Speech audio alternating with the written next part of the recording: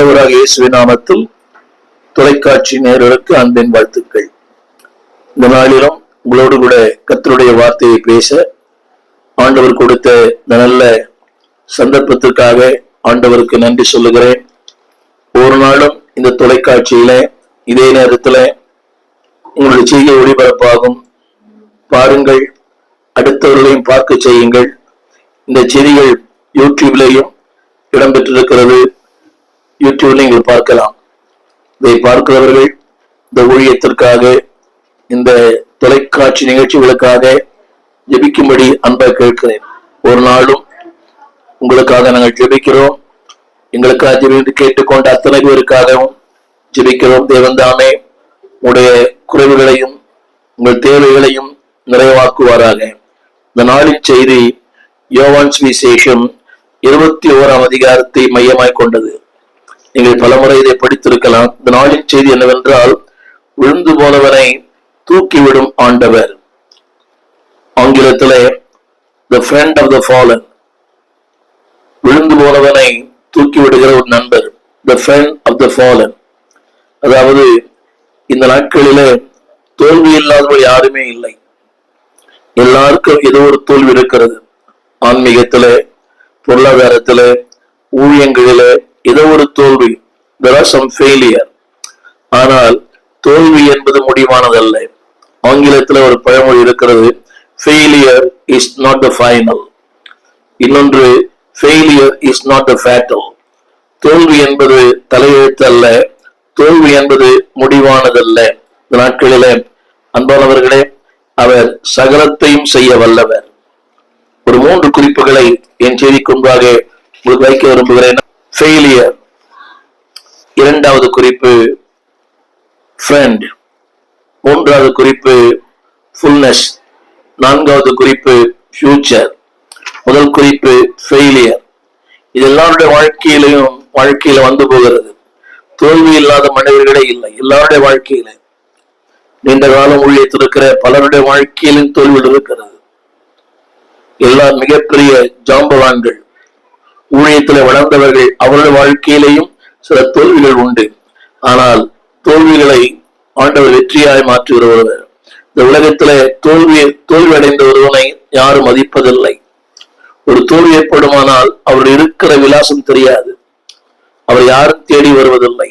அதேபோல வெற்றி பெற்றவனை உலகமே தேடி வருகிறது. ஆனால் ஆண்டவர் வெற்றி பெற்றவனை தேடி போவதில்லை, தோல்வி அடைந்த ஒரு மனிதனை தேடி போகிறார். அதான் நாளிலே செய்தி. என் அன்பான தேவ பிள்ளைகளே, இந்த யோவான் 21ஆம் அதிகாரம் திருமறையிலே ஒரு முக்கியமான அதிகாரம். ஆங்கிலத்தில் சொல்வார்கள், அதாவது ஒரு முக்கியமான இடத்தை பெற்ற அதிகாரம். எல்லாருடைய வாழ்க்கையும் நினைக்கிறாங்க, ஒரு சின்ன தோல்வி வரும்போது இவர் முடிந்து விட்டார். இல்லை அன்பானவர்களே, நீங்கள் எங்கே முடிக்கிறீர்களோ அங்கே தேவன் ஆரம்பிக்கிறார். where man ends there God starts. நீங்க சொல்லலாம், என் கதை முடியும் நேரம். இல்லை, உங்கள் கதையை ஆண்டவர் ஒரு சரித்திரமாய் மாற்றுவார்.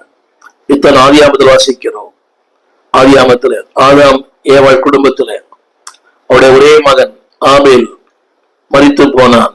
அவர் நினைத்ததெல்லாம் எங்கள் வாழ்க்கை முடிந்து விட்டது. இல்லை, அந்த 5ஆம் அதிகாரம் 6ஆம் அதிகாரம் முதல் வசனத்திலே ஆதாமின் வம்ச வரலாறு எங்கே முடிந்து போனதோ அங்கே ஒரு வரலாறை கர்த்தர் மாற்றினார். இந்த அதிகாரம் 21ஆம் அதிகாரம், it is the center of the ministry. ஒரு ஊழியத்தினுடைய ஒரு மைய பகுதி. இப்படி சொன்னால் உங்களுக்கு புரியும். அன்பானவர்களே, விழுந்து போன ஒருவனை குறுக்கிட்டு அவனையும் தம் பக்கமாய் மாற்றுகிற ஒரு ஆண்டவர். ஆரம்பத்தில் சொன்னது போல, ஆண்டவர் அன்பான தேவ பிள்ளைகளை உடைய அழைப்பையும் உடைய அபிஷேகத்தையும் ஒரு நாளும் அவர் மதிக்காதவரல்ல, மதிக்க. God honors your calling. அநேக வாழ்க்கையில, அதாவது விழுந்து போனவர்களை தூக்கி விடுகிற கர்த்தர். இந்த உலகம் தெரியுமா? விழுந்து போனவனை கல்லறிகிற உலகம். இது யாரையும் சொல்லுவது, அவர் இப்படி, இவர் இப்படி, அவர் பாட்டை ஏன் பாடுறீங்க, இவர் பாட்டை ஏன் பாடுறீங்க. நான் அதிகமாக பரிந்து பேசுவதில்லை. கருத்து என்னவென்றால், விழுந்து போன அத்தனை பேர்களையும், விழுந்து போன ஆதாமிலிருந்து இன்றைய வரைக்கும் எத்தனையோ வாழ்க்கையில் விழுந்திருக்கிறார்கள். இதே விதத்துல but still God take care of them. தேவன் விழுந்து போனவர்களை, the friend of the fallen, விழுந்து போன ஒருவனை தேவன் தூக்கி விடுகிறார். தேவனுடைய குறுக்கீடு. ஆண்டவர் இயேசு பேர் சந்திக்கும் போது ஒரு குறிக்கோளோடு, ஒரு அர்த்தத்தோடு, ஒரு நோக்கத்தோடு சந்தித்தார். இந்த கல்லின் மேல் என் சபையை கட்டுவேன். அப்படியானால் அவருடைய அழைப்பும் அவருடைய வாக்கு தத்தங்களும் அவருடைய கிருபைகளும் மாறாதவைகள். இன்றைக்கும் தேவனை விட்டு தூர போனவர்கள், வாழ்க்கையில சில கசப்பான சம்பவங்களை சந்தித்தவர்கள், இன்றைக்கு ஆண்டு விட்டு தூர போவதற்கு ஒரு காரணம் உண்டு. ஏமாற்றம், விரக்தி, மரணங்கள், பிரிவுகள், இது ஒரு தோல்வி. எல்லாருடைய வாழ்க்கையிலே சில கசப்பான அனுபவங்கள் உண்டு, உங்கள் வாழ்க்கையில உண்டு. ஆனால் அந்த கசப்பான அனுபவங்களை இனிமையாய் மாற்றத்தான் நாளில ஆண்டவர் செய்திகளோடு விட்டு பேசுகிறார். எல்லாருடைய வாழ்க்கையில there are some bitterness, ஆனா the bitterness the Lord will make it as a better. உங்களுடைய வாழ்க்கையில the sadness will turn into gladness, your pain will turn into praise, your murmuring will turn into music. இந்த வாழ்க்கையில அதே ஒரு இசையாய் மாற்ற விரும்புகிறார். ஒரு காலத்துல ஆண்டவருக்காக பிரகாசித்தவர்கள், ஆண்டவருக்காக சுழவிட்டவர்கள், ஆண்டவரால் பேசப்பட்டவர்கள் இன்றைக்கு அன்பானவர்களே குடிந்திருப்பதை நாம் பார்க்கிறோம். சில ஊழியர் வாழ்க்கையில எண்ணிக்கை இல்லை, பொருளாதாரம் இல்லை, மேன்மை இல்லை, எதிர்பார்த்த அளவுக்கு வளர்ச்சி இல்லை. எனவே இல்லை அன்பானவர்களே, உங்களுடைய வாழ்க்கையில நீங்கள் எத்தனை நிலையில் விழுந்திருந்தாலும் சோர்ந்திருந்தாலும் உங்களுடைய சோர்வை மாற்ற ஆண்டவர் விரும்புகிறார். ஒரு வாசல் விரும்புகிறேன், நீங்கள் இப்படியே இருக்க வேண்டிய அவசியம் அல்ல. ஆண்டவர் எலியா சொன்னார், எலியாவே உனக்கு இங்கே என்ன வேலை? யோனா சுழற்றின் கீழ் போன யோனாவை தேடி வந்த கர்த்தர், அவர் தேடி வரும் ஒரு ஆண்டவர். நீங்கள் இப்படி சோர்ந்து இருக்க வேண்டிய அவசியம் இல்லை. ஏமாற்றங்கள் உண்மை, இலக்கரிப்பு உண்மை, வேதனைகள் உண்மை, கண்ணீர் உண்மை, கவலை உண்மை. அவன் சொன்ன ஒரு வார்த்தை பேரு, ஒன்றுமில்லை. உங்கள் வாழ்க்கையை சொல்லலாம், ஒன்றுமில்லை. 21ஆம் அதிகாரத்துல ஒன்றுமில்லை. உங்களை ஒன்றுமில்லாத உங்களை எல்லாவற்றையும் உடையவராய் அவர் மாற்ற விரும்புகிறார். இவர் சொல்ல விரும்புகிற வார்த்தை, நீங்கள் இப்படியே இருக்க வேண்டிய அவசியம் இல்லை. ஒரு நல்ல நண்பர் உங்களுக்கு இருக்கிறார். எனவே நான் ஆரம்பத்தில் சொன்னேன், the friend of the fallen, விழுந்து போனவனுக்கு நண்பராய் இருக்கிறவர். இன்னைக்கு விழுந்து போனவனுக்கு நண்பர் யாரும் இருக்க முடியாது. இளையகுமார் விழுந்து போனான், ஒரு நண்பரும் கூட இல்லை. அப்படி அல்ல, விழுந்து போன உன் வாழ்க்கையிலே உன்னோடு கூட இருக்கிறவர். என்னுடைய செய்தி என்னவென்றால், அன்பானவர்களே, நீ தூரமாய் போனாலும் உன்னை பின்தொடர்கிற ஒரு கர்த்தர், நெஞ்சார அனைத்து, அதாவது நிழல் போல வருகிறவர். ஒரு 3 காரியங்களை சொல்லுகிறேன். 3 காரியங்கள். முதலாவது, வரும்போது ஜெபம் போயிடும், தோல்வி வரும்போது உறவு போயிடும், தோல்வி வரும்போது எல்லாமே போயிடும். ஒரு 3 காரியங்கள் கவனிங்கள். திருமணி சொல்கிறது, உங்கள் பாவங்களே உங்களுக்கும் எனக்கு நடுவாக பிரிவினை உண்டு பண்ணுகிறது. உங்கள் அக்கிரமங்களே நீங்கள் தேவனோடு கிட்டி சேர்க்க கூடாதபடி. ஒரு 3 காரியங்கள். அப்படிப்பட்ட நிலைகளில அதிகமாய் தேடுங்கள், தேவனோடு உறவாடுங்கள். ஒரு கடந்த கால பாவங்களை அவர் அன்பாவளே சமுத்திரத்தின் ஆழத்திலே போட்டு விடுகிற கர்த்தர். அவர் யார் தெரியுமா? God of restoration, God of refresh. வாழ்க்கையில எல்லாவற்றையும் புதிதாக்குகிறவர். புதிதாக்குவது மட்டுமல்ல, எல்லாவற்றையும் திரும்ப கொடுக்கிறவர். அடிக்கடி இந்த வார்த்தை சொல்லப்பட்டு, நீ திரும்ப கட்டப்படுவாய். பாழான மண்மேடுகள் யாவும் பாராடு வேந்தன் மனையாகும். சிறை வாழ்வு மறையும், சீர்வாழ்வு மலரும், சீயோனின் மகிமை திரும்பும். எனவே இந்த நாளிலே எனக்கு அன்பான தேவ பிள்ளையே, ஆண்டவர் இன்றைக்கும் உன் வாழ்வில் அற்புதங்களை செய்ய வல்லவராக இருக்கிறார், அதிசயங்களை செய்ய வல்லவராக இருக்கிறார். ஒருவேளை நீங்கள் தூரமா இருக்கலாம், அவரை மறந்திருக்கலாம், மறந்து போயிருக்கலாம். Still God is after you. நீ ஓடிக்கொண்டிருக்கலாம், உன்னை தேடி வருகிற ஒரு கர்த்தர். நாளை சொல்ல விரும்புகிறேன், உன் வாழ்விலும் உன் உணர்விலும் அவர் கிரியை செய்ய வல்லவராக இருக்கிறார்.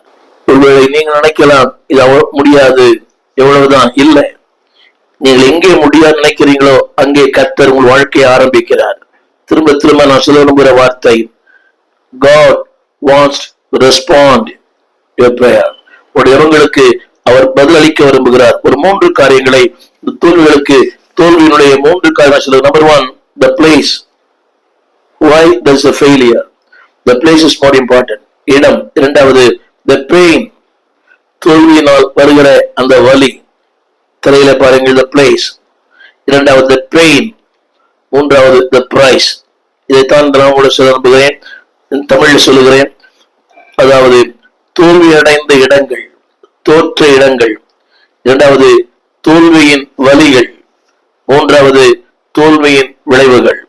இந்த முதல் கிரயம் சொல்லுகிறேன், தோல்வியின் இடம். இந்த தோல்விக்கு என்ன காரணம் என்றால், அன்பான தேவ பிள்ளைகளே, இந்த முதல், அதாவது வேதம் சொல்லுகிறது, அந்த தோல்விக்கு முதல் காரணம் என்னவென்றால், எங்கே இருக்க வேண்டுமோ அங்கே இல்லை. The place of the failure. நல்ல கவனிங்க, நீங்கள் எங்கே இருக்க வேண்டுமோ அங்கே இல்லை. அவருடைய விளைவு என்ன தெரியுமா?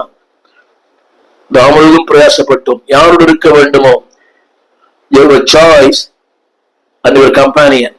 நீங்க யாரோடு அதிகமா பழகுறீங்க? ஆண்டவர் அறியாத, ஆண்டவருக்கு தூரமா இருக்கிற, ஆண்டவருக்கு பிரியம் இல்லாத, தேவனை மறுதலித்த, தேவனுக்கும் அவர்களுக்கும் சம்பந்தமே இல்லை, உறவே இல்லை, அப்படிப்பட்ட மக்களோடு தான் உங்களுடைய தொடர்பு, உறவுகள்.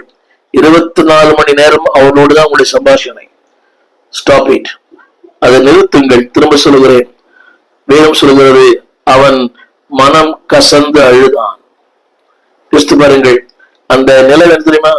அது உங்களையே காயப்படுத்தும். மனம் கசந்து அழுதான். He cried loudly. மனம் கசந்து அழுதான். கவனிங்க, என்னோட முதல் குறிப்பு என்னவென்றால், the place. அவனுடைய விளைவு என்னவென்றால், அன்பானவர்களே, லூக்கா 22:33 இப்படி சொன்ன ஒரு மனிதன், அவன் தெரிந்த வசனம் தான், காவலிலும் சாவிலும் உம்மை பின்பற்றி வர ஆயத்தமா இருக்கிறேன். 34 வசனம், காவலிலும் சாவிலும் உம்மை பின்பற்றி வர ஆயத்தமா இருக்கிறேன். அப்படியானால் அந்த உறுதி, அந்த தீர்மானம், அந்த நிலைகள் என்ன ஆயிற்று? தவறான உறவு, தவறான தொடர்பு, தவறான நட்பு. திரும்ப சொல்லுகிறேன், அவர் எங்க இருக்க வேண்டும்? இயேசுவோடு. ஆனால் அதாவது குளிர்காய்கிற மக்களோடு, இயேசுவுக்கு விரோதமா இருக்கிற சேவகர்களோடு. யோசித்து பாருங்கள், he was with the enemies of God. தேவனுக்கு விரோதமா இருக்கிற மக்கள் நீங்க தொடர்பு வச்சிருக்கிறீங்களே, அது அரசியலா இருக்கலாம், ஆன்மீகமா இருக்கலாம், உறவா இருக்கலாம். அவங்களோட உங்களுக்கு தொடர்பு, அவங்களுக்கு ஆண்டவர் பிடிக்கல, ஆனா அவங்கள பிடிக்குது. அது எந்த விதத்துல ஏற்புடையது? முதலாவது, ஆண்டவரை ஆண்டவர் பிடிக்காதவங்களை என்ன பிடிக்க கூடாது. சில பேருக்கு ஆண்டவர் பிடிக்காதவங்களை பிடிக்கும். அப்படியானால் உங்களுடைய உறவு அவளோடு கூட இருக்கிறது. என்னை கேட்டுக்கொண்டிருக்கிற அன்பு தேவ பிள்ளையே, ஆனா தேவன் சொன்னார், அவனுக்கு, பேதுருவே, இன்றைக்கு சேவல் கூதற்கு முன்னே நீ என்னை அறிந்திருக்கிறதை 3 தடவை மறுதலிப்பாய். இந்த வார்த்தை கவனிக்க வேண்டும். நீ என்னை அறிந்திருக்கிறதை என்று உனக்கு சொல்லுகிறேன் என்றார். என்னை கேட்டுக்கொண்டிருக்கிற அன்பு பிள்ளையே, நம்பர் 1, the place. அது அடுத்த வருஷம் சொல்லுகிறது 26:52 மத்தேயில, பேதுரு தூரத்தில் பின் சென்றான்.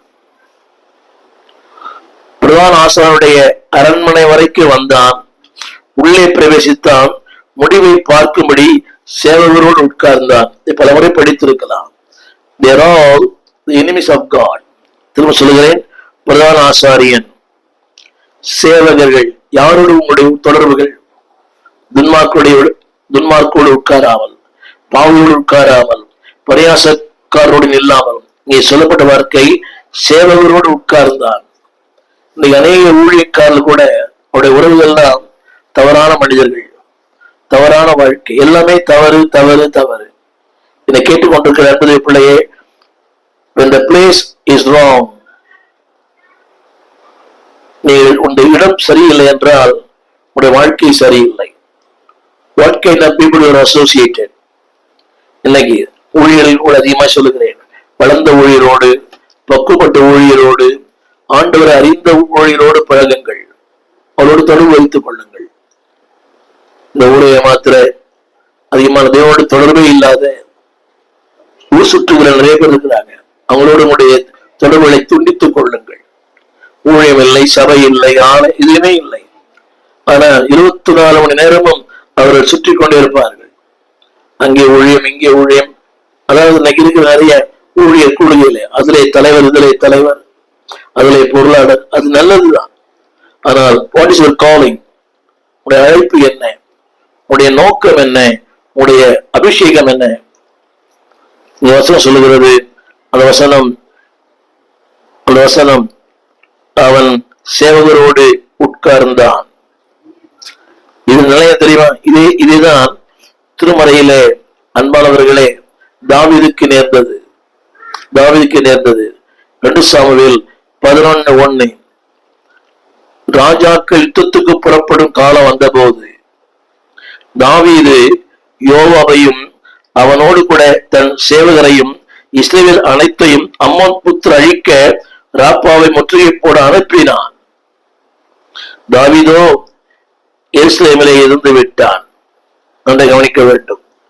என்னுடைய செய்தி என்னவென்றால், the place where you are there, நீ இருக்கும் இடம். நடந்தது என்ன? 2 சாமுவேல் 11:17.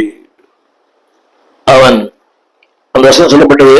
எல்லாரும் புறப்பட்டு யுத்தம் பண்ணுகையில் தாவீதோ சேவகராகிய ஜனத்து சிலர் அவரோடு இருந்தான். அங்கே அந்த வசனத்தை மட்டும் சொல்ல விரும்புகிறேன். எல்லாரும் புறப்பட்டு யோவாபுடுத்தம் பண்ணினார்கள். தாவீது எங்கு இருக்க வேண்டும் அங்கே இல்லை, எங்கே இருக்கக்கூடாது அங்கே இருந்தார். உங்களுக்கு புரிந்து நினைக்கிறேன். எங்கே இருக்க வேண்டும் அங்கே இல்லை, எங்கே இருக்கக்கூடாது அங்கே இருந்தான். என்னை கேட்டுக்கொண்டிருக்க அன்புடைய பிள்ளையே, where God wants to be, தேவன் எங்கே வைத்தார்? the place where God put you, தேவன் வைத்த இடம். எனவேதான் அந்த வார்த்தை சொல்கிறது, wrong place, wrong people, wrong intention. தவறான இடம், தவறான நோக்கம், தவறான மனிதர்கள். எனவேதான் இந்த வசனம் சொல்லுகிறது. அவன் சொன்ன வார்த்தை மத்தேயு 26:71. அப்பொழுது வேலைக்காரி ஒருத்தி அவனிடத்துல வந்து, நீயும் கலிலேயனாகிய இயேசுவோடு கூட இருந்தாய் என்றாள். அதற்கு அவன், நீ சொல்லுகிறது எனக்கு தெரியாது என்றான். எல்லாருக்கும் முன்பாக மறுதளித்தான். என்னுடைய செய்தி என்னவென்றால், the place where you are. 26:71 மத்தேயு. அங்கே நின்றவர்கள் பேரிடத்துல வந்து, மெய்யாகவே நீயும் அவர்கள் ஒருவன், உன் பேச்சு உன்னை வெளிப்படுத்துகிறது என்றார்கள். இதெல்லாம் தெரிந்த வசனம் தான். நான் சொல்ல வந்த அந்த கருப்பொருள் என்னவென்றால், நீ இருக்கிற இடம் உன்னை நாசமாக்கும். தவறான இடம், தவறான மனிதர்கள், தவறான உறவு, தவறான வாழ்க்கை. என்னுடைய 2வது குறிப்பு தோல்வியின் இடம். முதற்கு தோல்வி, 2வது தோல்வியின் வழிகள். அதனுடைய வழி என்னவென்றால், அவன் வேதம் சொல்லுகிறது, அவன் மனம் கசந்து அழுதான். யோசித்து பாருங்கள். என்னைக்கெல்லாம் தேவனுக்கு தூரம் போகிறீங்களோ அன்னைக்கெல்லாம் அழுகைதான், கண்ணீர் தான், புலம்பல் தான், வேதனை தான். Don't forget it. அவனுடைய கருப்பொருள் என்னவென்றால், the pain. தலையில பாருங்கள், you lose the peace of God. Number 2, you lose the presence of God. Number 3, you lose the power of God. தமிழில் சொல்லுகிறேன், தேவ சமாதானத்தை இழக்கிறாய். 2வது, தேவ சமூகத்தினுடைய இன்பத்தை இழக்கிறாய். 3வது, தேவ வல்லமை இழக்கிறாய். Once again, you lose the peace of God, you lose the presence of God, you lose the power of God.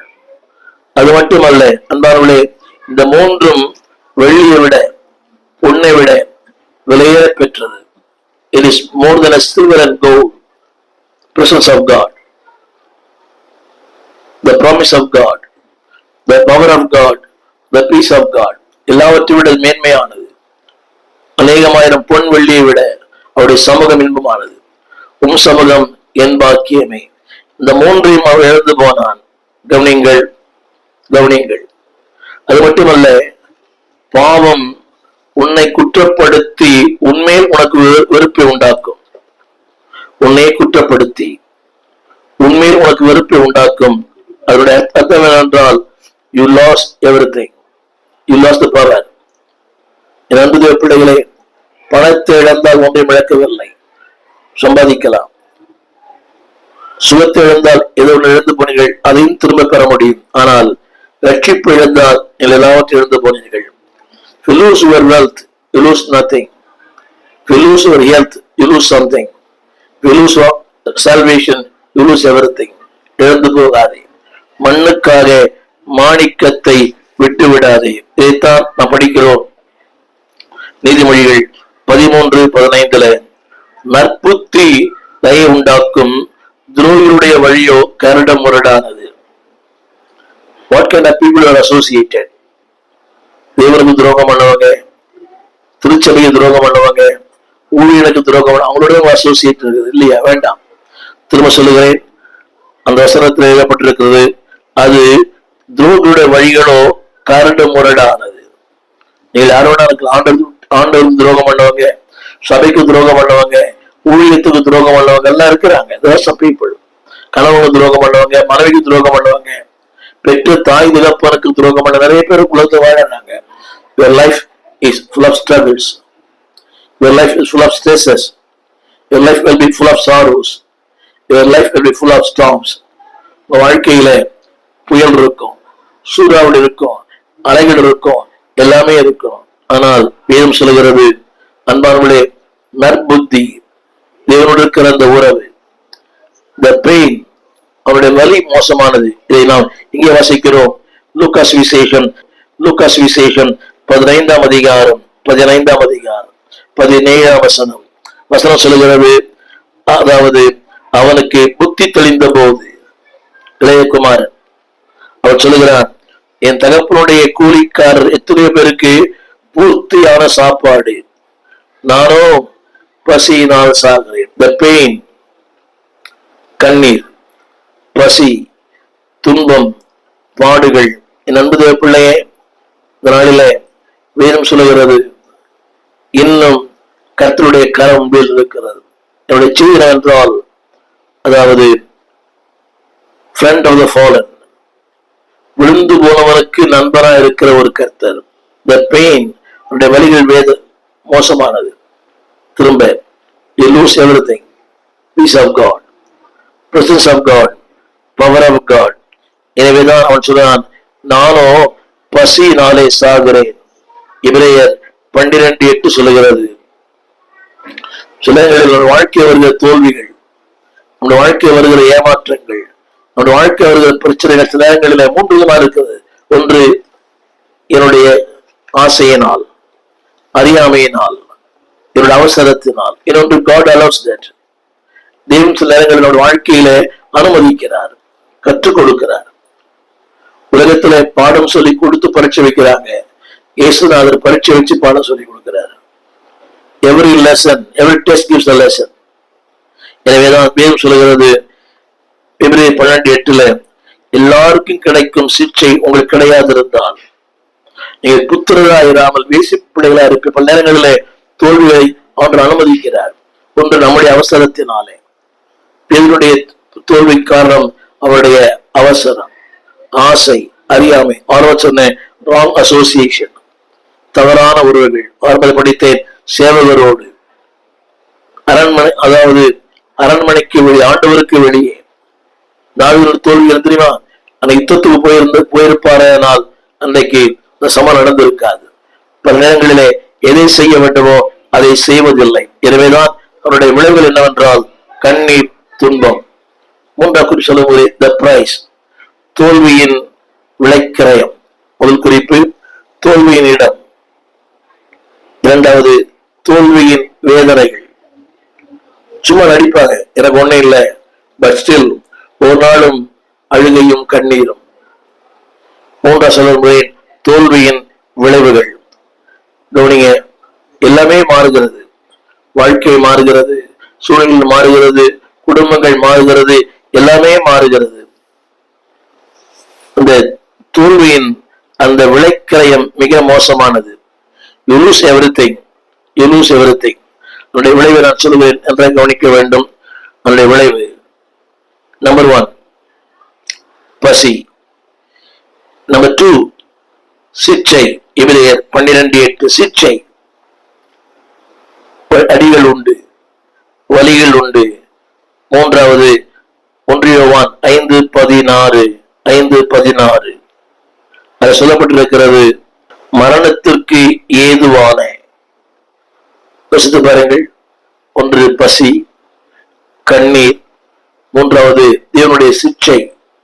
4வது மரணத்துக்கு ஏதுவான பாவத்தை செய்வதற்கான. ஒரு தவறு இன்னொரு தவறுக்கு நேர அஸ்திபாரம் போடும். ஒரு பாவம் இன்னொரு பாவத்துக்கு நேர அஸ்திபாரம் போடும். சொல்லுகிறது மரணத்திற்கு ஏதுவான. அது மட்டுமல்ல, 1 கொரிந்தியர் 5:5 சொல்லுகிறது, அப்படிப்பட்டவனுடைய வாழ்க்கையில கவனியுங்கள், தேவன் அவனை சாத்தானுக்கு ஒப்பு கொடுக்க வேண்டும் என்று அவர் நியாய தீர்ப்பு செய்கிறாராம். பொருளுடைய வார்த்தை. ஆனால் இதுக்கு மத்தியிலே ஒரு அன்பான தேவன், அவருடைய தோல்வி பெரிதுதான், ஏமாற்றங்கள் பெரிது, மறுதளித்தல் பெரிது. ஆனால் அவனை தூக்கி எடுக்கிற ஒரு ஆண்டவர். அவர் அந்த வார்த்தை மாத்திர படிக்கிறேன் கேளுங்கள். 21ஆம் அதிகாரம் 4ஆம் வசனம். விடியற்காலமான போது இயேசு கரையில் நின்றார். உன்னை சந்திக்க, உன்னை உருவாக்க, உன்னோடு பேச, உன்னை ஒப்புரவாக்க, இப்படி கூட சொல்லலாம். இயேசு நின்றார். விடியற்காலமானது. என்னை கேட்டுக்கொண்டிருக்கிற பிள்ளையே, உன் வாழ்க்கையில இருளாய் இருக்கலாம், எல்லாம் இருளாய் தோன்றலாம். ஆனால் உனக்கு ஒரு விடியற்காலத்தை கர்த்தர் வைத்திருக்கிறார். There's a bright morning in your life. அந்த வசனம் சொல்லுகிறது விடியற்காலமான போது. அடுத்த சொல்லுகிற வார்த்தை 5ஆம் வசனத்திலே, பிள்ளைகளே, யாரை தெரியுமா? ஓடி போனவரை, விழுந்து போனவரை, மறுதளித்தவரை, சத்தியம் பண்ணினவரை, சபித்தவரை, பிள்ளைகளே. எனவேதான் நாளிலே என்னுடைய செய்கிறவர் என்றால் friend of the fallen. அவர் யார் என்றால் விழுந்து போனவரை தூக்கி எடுக்கிற கர்த்தர். But there's a future for you. There's a failure, but there's a future. உனக்கு ஒரு எதிர்காலத்தை கர்த்தர் வைத்திருக்கிறார். அவர் சொல்லுகிறார், இந்நாடுகளை மேய்ப்பாயாக. தொடர்ந்து செய்திகளை கேளுங்கள். friend of the fallen, விழுந்து போனவனுக்கு நண்பர். எவ்வளவு விழுந்து போயிருக்கலாம் வாழ்க்கையில, ஏதோ விழுந்து போய் தோல்வடைந்திருக்கலாம். கரையிலே வந்து நின்றார். விடியற்காலமான போது. அப்படி இல்லை, இயேசு வந்தார், விடியற்காலம் ஆயிற்று. அவருடைய வாழ்க்கையில தோற்று போனவர்கள், இழந்து போனவர்கள், தூர போனவர்கள், மறுதளித்தவர்கள் உன் வாழ்க்கையில் இன்னைக்கு ஆண்டவர் பிரவேசிக்க விரும்புகிறார். அர்ப்பணிப்பாயா? தோல்விகளை பாராதே. உன்னை அழைக்கிற இயேசு கரையிலே நிற்கிறார். உனக்காக காயங்களோடு உன் தேவைகளை சந்திக்கும்படியாக உனக்கு என்ன தேவையோ அதை தந்து உன்னை ஆஸ்வதிக்க விரும்புகிறார். இடத்துல வருவாயா? உனக்கா ஜெபிக்க விரும்புகிறேன். ஜெபிப்போம். வானத்தையும் பூமியையும் படைத்த நல்ல ஆண்டவரே, விழுந்து போனவருக்கு நண்பனாய் இருக்கிறவரே, friend of the fallen. உலகம் ஒருவேளை கல்லறியலாம், 1000 காரியங்களை பேசலாம், but still you are our friend. பிள்ளைகளே, என் தேவைகளை அறிந்தவர், என் நிலைகளை அறிந்தவர், என் இல்லாமை அறிந்தவர், என் இயலாமை அறிந்தவர். உடைய கரங்களிலே தாழ்த்தி ஒப்புக் கொடுக்கிறோம். கர்த்தர் எங்களுக்காய் கிரியை செய்யும். உடைய நல்ல நாமத்தை கர்த்தர் மகிமைப்படுத்தும். யாரெல்லாம் விழுந்து போயிருக்கிறார்களோ, யாரெல்லாம் தூரமா இருக்கிறார்களோ, அத்தனை பேர் என் தொடுவீராக. நல்ல கரத்தை நீட்டுங்க, வல்ல கரத்தை நீட்டுங்க, அற்புதங்களை செய்யுங்க. நிச்சயம் கேட்கிற ஒவ்வொருடைய வாழ்க்கையிலையும் ஒரு ரெஃப்ரெஷ்மெண்ட், ஒரு ரெஸ்டோரேஷன் உண்டாகட்டும் ஐயா. நீ திரும்ப கட்டப்படுவான்னு சொன்னீரேன். அந்த கட்டுகிற வாழ்க்கையில உடற்பட நிலை நிறுத்தும். இயேசுவின் நாமத்தில் நல்ல பிதாவே, ஆமென். என்னுடைய பிள்ளையே, நீ திரும்ப கட்டப்படுவாய். பாழான மண்மேடுகள் யாவும் பாராளு வேந்தன் மனையாகும். சிறை வாழ்வு மறையும், சீர்வாழ்வு மலரும். சீயோனின் மகிமை உனக்கு திரும்பும். ஜெபிக்கிறேன். எங்கள் விலாசம்: போதகர் ஸ்டீபன் தேவகுமார், திறந்த வாசல் சபை, நம்பர் 65, பரமானந்த தெரு, 7 கிணறு, சென்னை 600001. தொடர்புக்கு 9841839287. மேலும் 04443183 3330. எங்கள் மின் அஞ்சல் stephenopendor@gmail.com. எங்கள் தேவ செய்திகளை யூடியூப் சேனலில் பார்த்து